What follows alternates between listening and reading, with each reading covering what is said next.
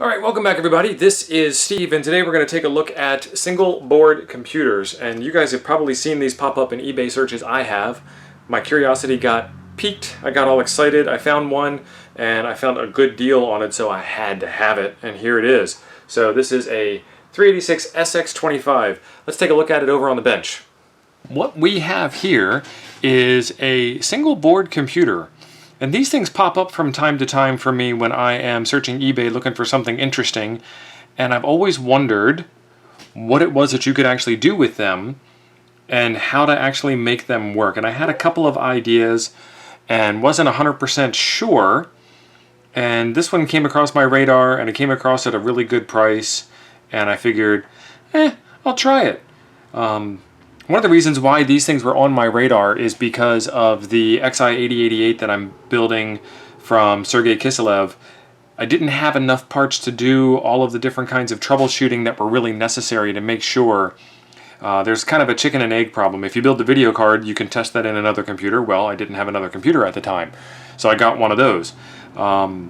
If you build the CPU card, what are you going to test that in? Because you can't put this type of CPU card into a machine that already has a CPU card, because now you've got two CPUs in a machine that's not set up to do dual CPU type work.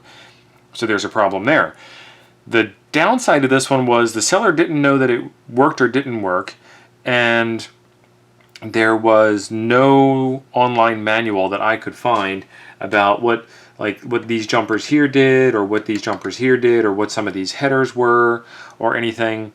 But again, like I said, this came across at a really good price. I got this for 20 bucks, so can't beat that for all of the things that are in here. So let's take a walk around the board and see what actually is on this board.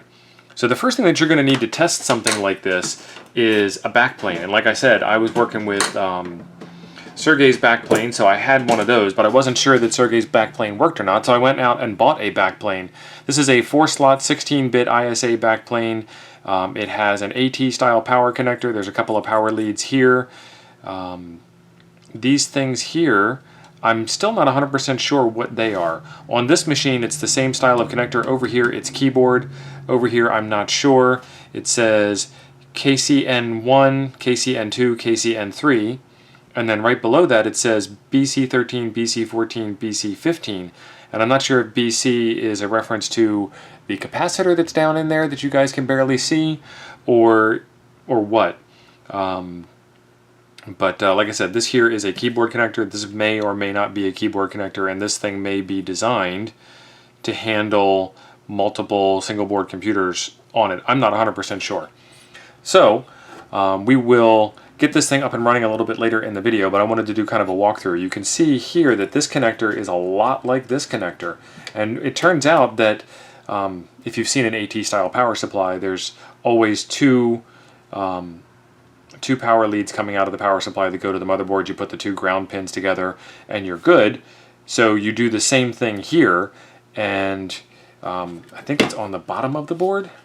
Yeah, it's on the bottom of the board. It actually tells you ground is to the bottom, so make sure that your black wire is to the bottom.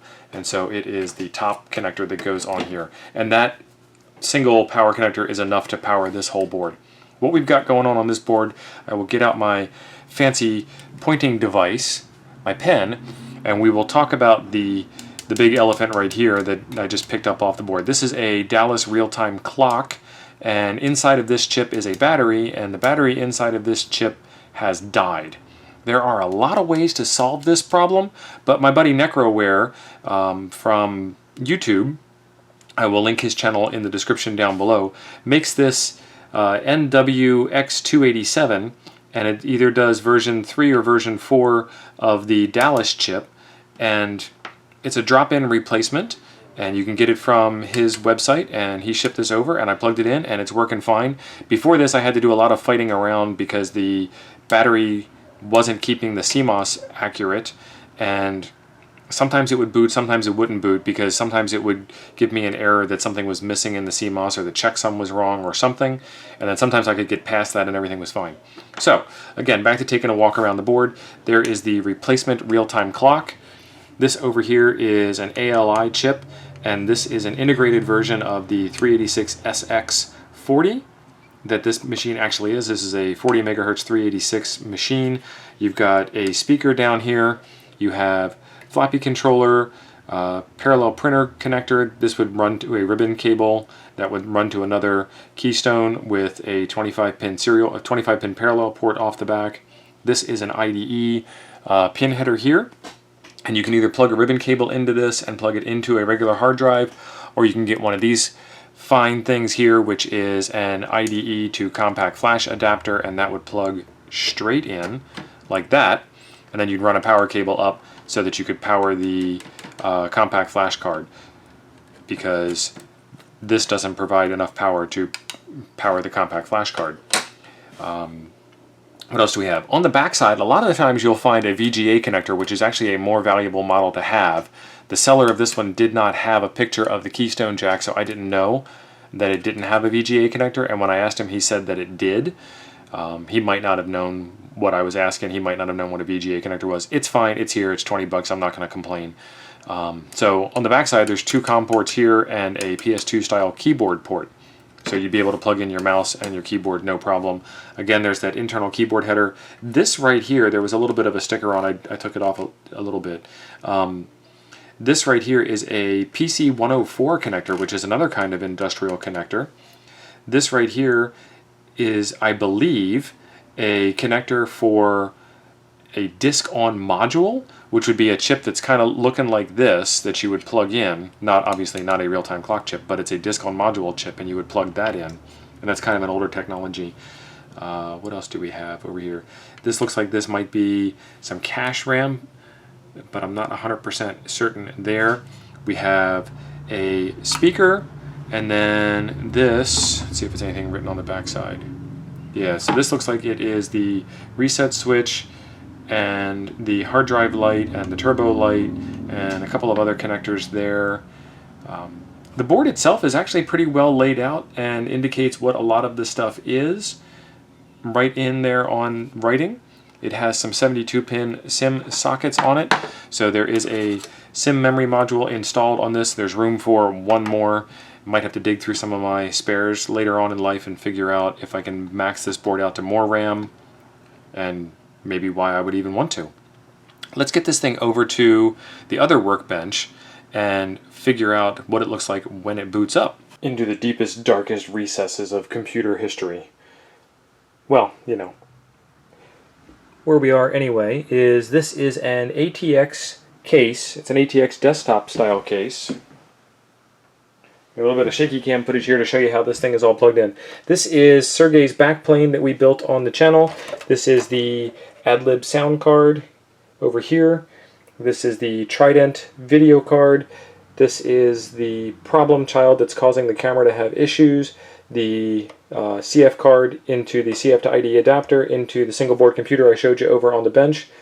And then this here is the single board computer. And that's really all there is to plug in this thing in. This backplane is not a computer motherboard. All it is a backplane. So you have to put a processor card in, which is where this guy comes in. I can very easily pull this 386 out and put a 286 in, or the XI8088 machine that we built, or any other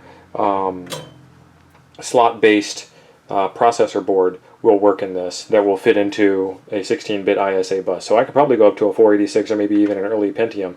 So if you guys see one of those, I'm on the lookout for it. So let's get this camera on the tripod, get rid of the shaky cam footage, and get this thing booted up. Now we've got this thing onto the tripod and we've got everything squared away. Let's hit the big power button.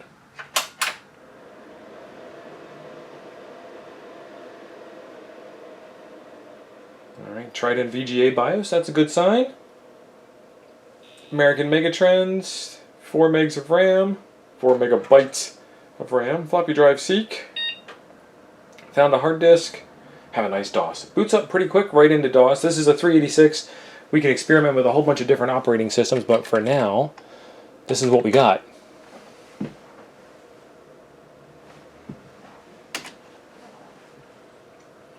Alright, so not remote, AMI BIOS, which is true, and no math coprocessor, which is true, and look for mouse. There's a mouse plugged in. I don't think I loaded a mouse driver.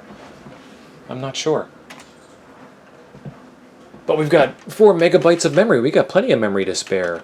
Configuration 386AT, 639K base, 3072K extended, no EMS driver installed. 569K, we'll have to do some memory management. 569K of DOS memory available. All of the extended memory is available. Drive 0 is minus 301 megs. That's not entirely true. It's a 4 gigabyte card, and it probably is beyond this BIOS's ability to see it completely. That's all right. All right, floppy drive is 1.44. Type drive B is type 5. I don't know why that's type 5. That might be because I have it set as a 2.88 meg drive. COM1 is 3F8. We've got a 3-button mouse. It doesn't say anything about COM2. I might have that disabled in the BIOS. And then it thinks it's got 512K of video memory, which it has more than that. Memory map. Let's see what we find. Oh, this is so much faster on a 386. Interrupt vectors, programs available, nothing. VGA video RAM. Video ROM, Trident, that's correct. System ROM, American Megatrends, 1995, that is correct.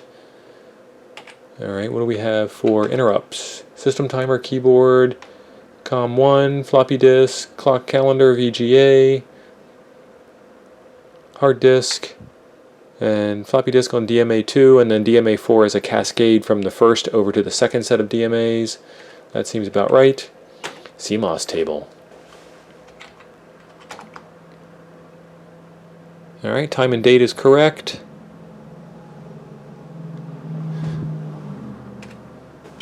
Device drivers. I didn't put any device drivers in.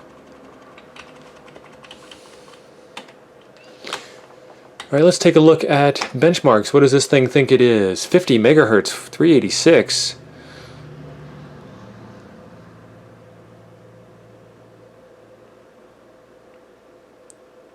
$78.92 dry stones, 147.5 wet stones for the non-existent math coprocessor.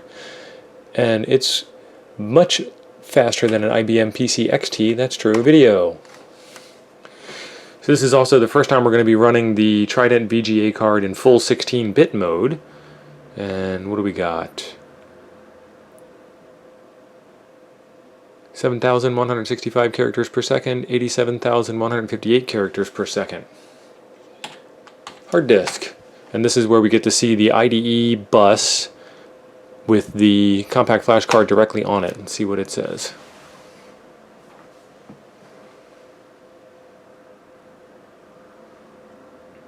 Ooh, almost 2 megabytes per second. That's awesome. And 3 millisecond seek time. And then let's get out of here and let's run landmark speed test that everybody's familiar with. Oh, that's annoying. Alright, this one thinks it's 39.063 megahertz, which is a little closer to the 40 megahertz it's supposed to be. And it is performing like a 39 megahertz AT. Interesting. Alright, what else do we have? Did we load a mouse driver?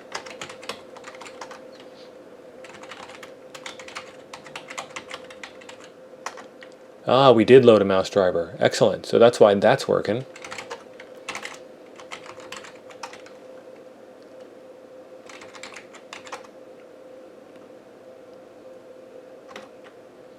Ready in a flash. Oh, so much faster. Nice.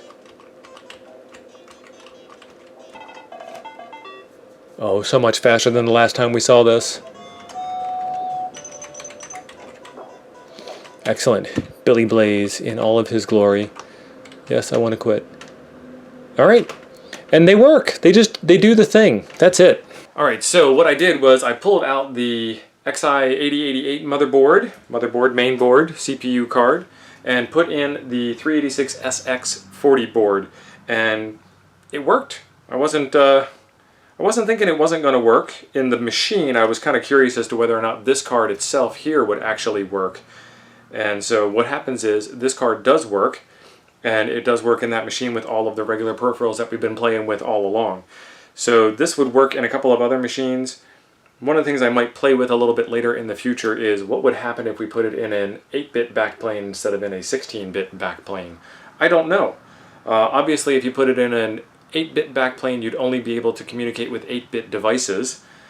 But I'm betting it would work, and that might be a future experiment on the channel. So make sure that you are subscribed for future videos that come out that might be like that. I'm also looking for some PC 104 stuff. There is a PC 104 video card that would mount right on top of this, but trying to find one without a CPU already built in would be good, because having two CPUs would be back to the same problem of having this board and this board in at the same time.